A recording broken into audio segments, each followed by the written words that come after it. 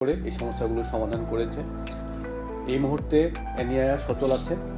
যেহেতু আমাদের প্রতিশ্রুতি ছিল যে আমরা শুল্ক কমাতে সক্ষম হলে আমরা এনআইআর চালু করব, যেহেতু আমরা শুল্ক কমাতে পেরেছি সেজন্য এখন থেকে এনআইআর চালু থাকবে। পাশাপাশি আমাদের যারা ক্ষুদ্র ব্যবসায়ী আছেন, আপনারা জানেন যে তারা শুধুমাত্র বিদেশ থেকে আনা ফোনই বিক্রয় করেন না, দেশে উৎপাদিত যে ফোনগুলো আছে সেগুলো তারাও বিক্রি করেন। বৈধভাবে আমদানি করা যে ফোনগুলো আছে সেগুলোও তারা বিক্রি করে। সুতরাং তাদের দোকানপাট সিন্ডিকেটের মাধ্যমে ধমক দিয়ে বন্ধ রেখে তাদের রুটি রুজির উপরে যেই ব্যাঘাত ঘটানো হচ্ছে, আমরা এটারও নিন্দা জানাই।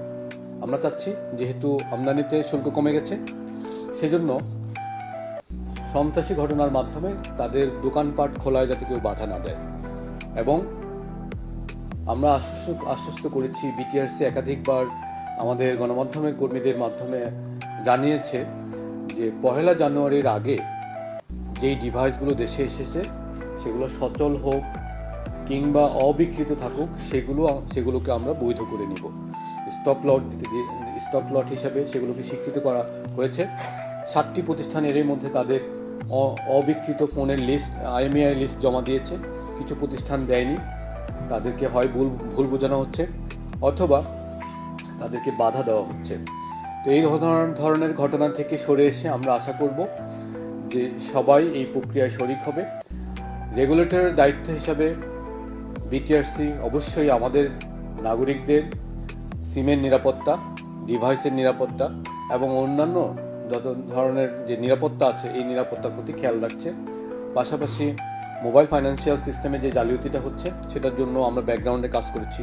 নির্বাচন কমিশনের আমন্ত্রণে আমরা বাংলাদেশের মোবাইল ফোন কোম্পানিগুলো, মোবাইল ব্যাংকিং সেবাদাতা কোম্পানিগুলো, BFIO এবং বাংলাদেশ ব্যাংকের প্রতিনিধি সহ, বিটিআরসি সহ, ICTর প্রতিনিধি সহ, টেলিযোগাযোগ, পোস্ট অ্যান্ড টেলিযোগাযোগ ডিভিশনের প্রতিনিধি সহ আমরা মিটিং করেছি। আমরা সিদ্ধান্ত নিয়েছি আমরা এখন থেকে MFS এর ডেটাবেজ এবং সিম ডেটাবেজের মধ্যে একটা সমন্বয় আনবো।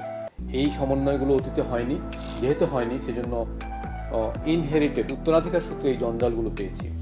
এখন যেহেতু ব্যক্তির অগোচরে অনেক সিম আছে, ব্যক্তির অগোচরে অনেক ডিভাইস আছে এবং ব্যক্তির অগোচরে অনেক মোবাইল ব্যাংকিং অ্যাকাউন্ট আছে, এই সমস্যাগুলোর সমাধানে বিটিআরসি সহ বাদবাকি যারা রেগুলেটর আছেন, NID ডেটাবেজের যারা স্বত্বাধিকারী আছেন, বাংলাদেশ ব্যাংক সহ BFIO ফাইন্যান্সিয়াল ইন্টিগ্রিটি ইউনিটের যে রেগুলেশনগুলো আছে সেগুলোকে কিছুটা সময় দিতে হবে।